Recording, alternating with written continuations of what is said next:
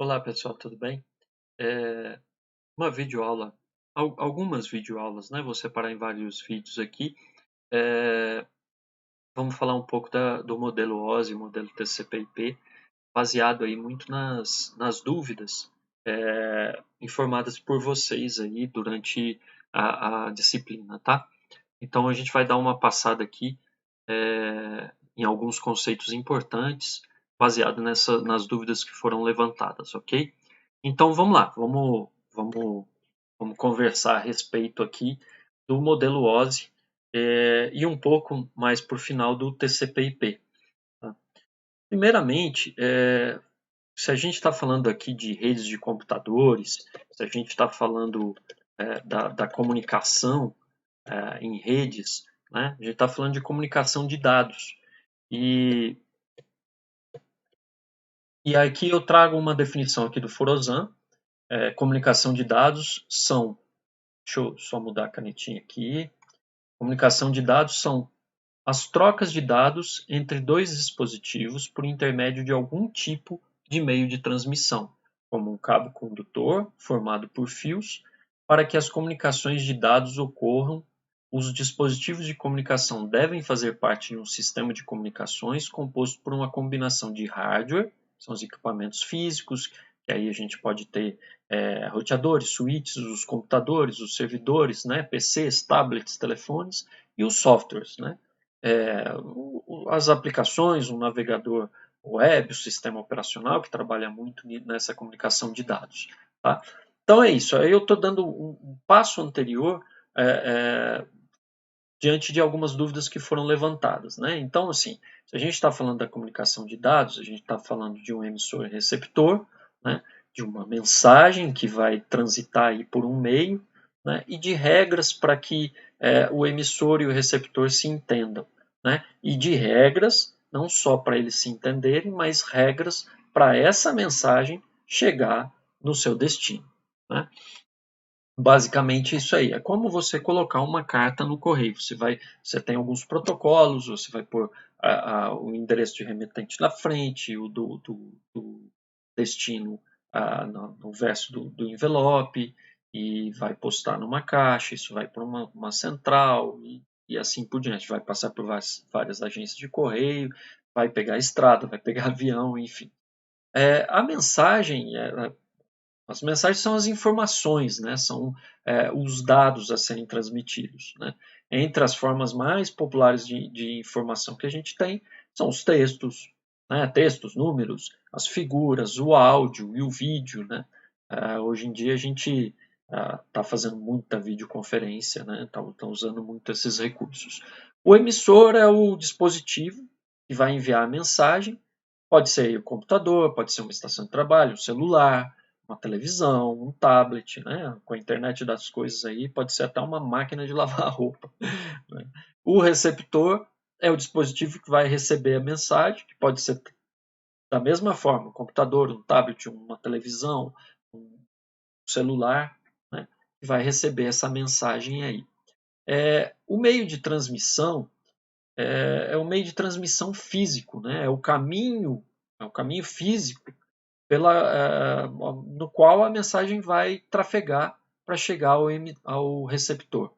Alguns exemplos de meios de transmissão são os cabos de par trançado, o cabo coaxial, o cabo de fibra ótica, né? Também o meio físico aí pode ser o ar também, né?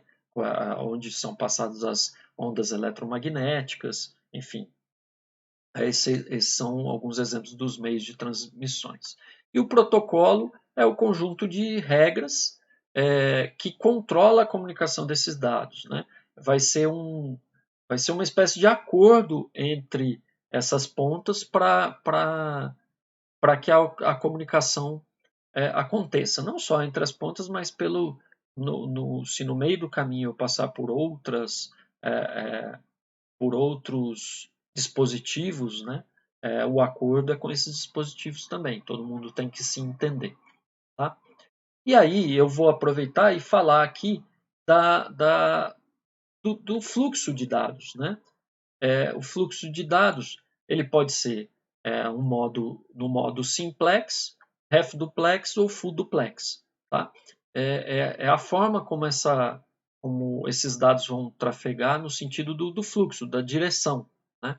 Por exemplo, no simplex, a comunicação ela é uma via de mão única, ela é uma direção só, ela é unidirecional. Ela vai aqui desse emissor para o receptor. Então, apenas um dos dois dispositivos podem, apenas um pode transmitir, né? O outro só pode receber. Então, aqui no caso da figurinha, tem aqui um mainframe que está enviando dados para um monitor, né?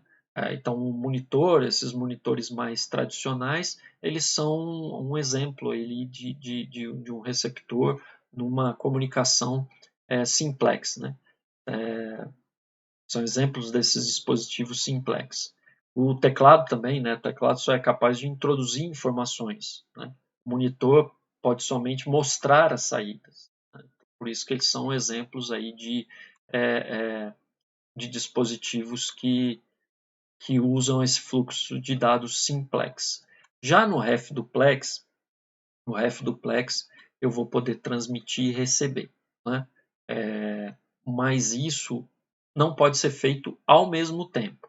Então, cada estação pode transmitir, cada estação pode receber, mas não ao mesmo tempo. Quando um dispositivo está transmitindo, né, no caso aqui, vamos supor, essa estação A está transmitindo para essa estação B. Quando a estação A está transmitindo a informação, a B só pode receber. Ela tem que ficar quietinha ali e só pode receber.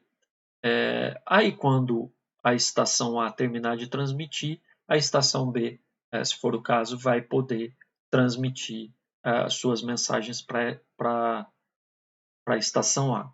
Então, o modo ref duplex é como uma estrada, né?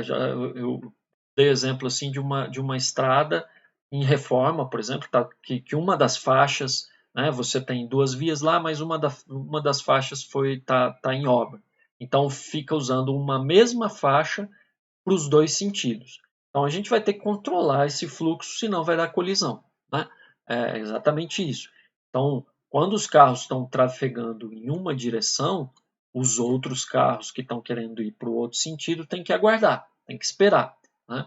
Aí, nessas estradas em obras, um tipo de controle que se tinha, pelo menos antigamente, era, bom, beleza, agora quem está indo de A para B que está com a preferência ali de andar na estrada. Então, um cara que está controlando esse fluxo aí dos carros deixa uma quantidade X de carros passar. Quando essa quantidade de carro que ele achar satisfatória passar, ele vai pegar e entregar uma bandeirinha ali para o último carro, né? E pronto, e aí ele já impede o trânsito, ninguém mais pode passar. E aí esses carros vão vindo, vão passando, passando. Quando esse último carro que está com essa bandeirinha, esse tokenzinho passar aqui, ele entrega o token e o cara que está controlando o fluxo aqui vai falar, opa, agora a gente já pode transmitir também. Então, ele permite a passagem dos carros de B para A, ok? Mais ou menos isso aí. Então, é de mão dupla, é uma via, é uma pista simples que pode ir carro nos dois sentidos, né? Só que um de cada vez, obviamente, para não dar colisão. Um exemplo são aqueles walkie-talkies, por exemplo, de um meio de transmissão ref duplex, né? Enquanto um fala, o outro só pode escutar, né? E aí você dá um sinalzinho ali que terminou de falar e o outro começa a falar. Beleza?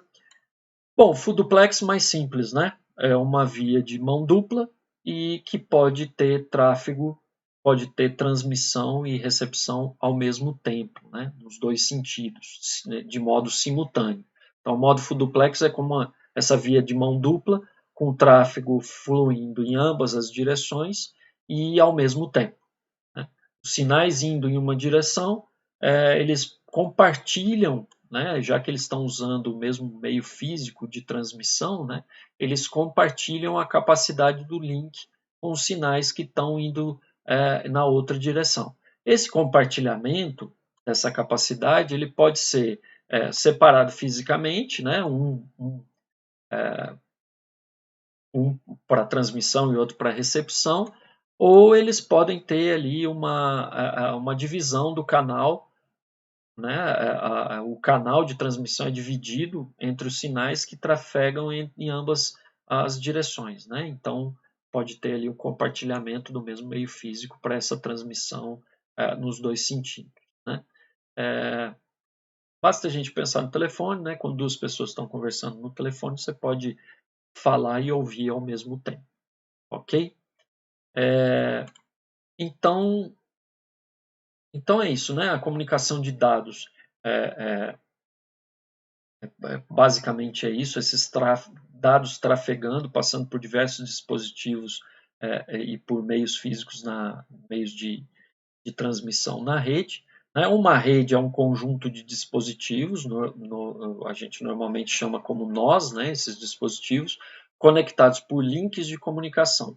Um nó pode ser um computador, uma impressora, ou outro dispositivo de envio ou recepção de dados, que estejam conectados a outros nós da rede. Então, aqui na figurinha aqui de exemplo, a gente tem servidores, tem computadores, né, estações de trabalho, tem impressoras, tem os meios de transmissão, né, meios físicos aqui de transmissão.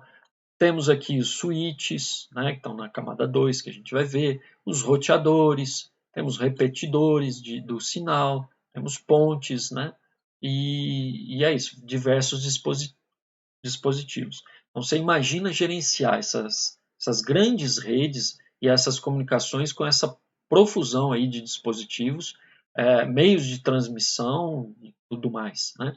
Imagina gerenciar tudo isso sem uma padronização, sem o estabelecimento de regras, sem o estabelecimento de protocolos, né?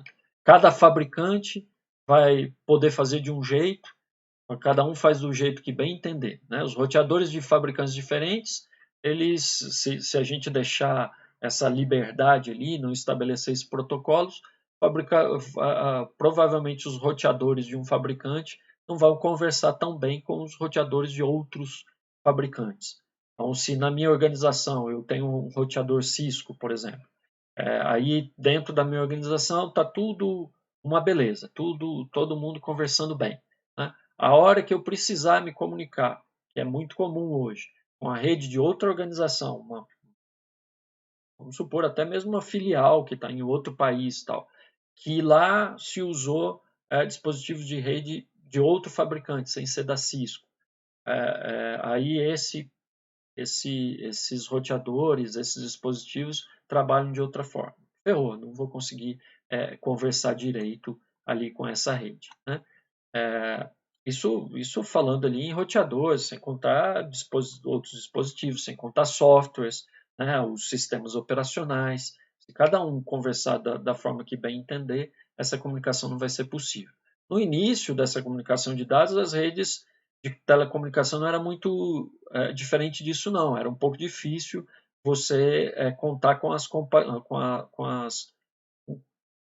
com dispositivos compatíveis, né? Havia muitas incompatibilidades entre os dispositivos, entre os softwares de fabricantes diferentes.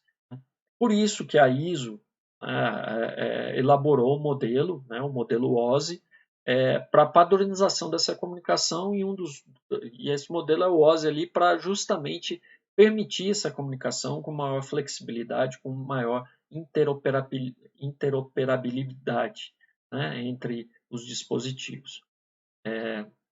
É isso. Então, no próximo vídeo a gente continua aí e nós vamos falar um pouco sobre o modelo em camadas OSI. Ok, pessoal? Até lá.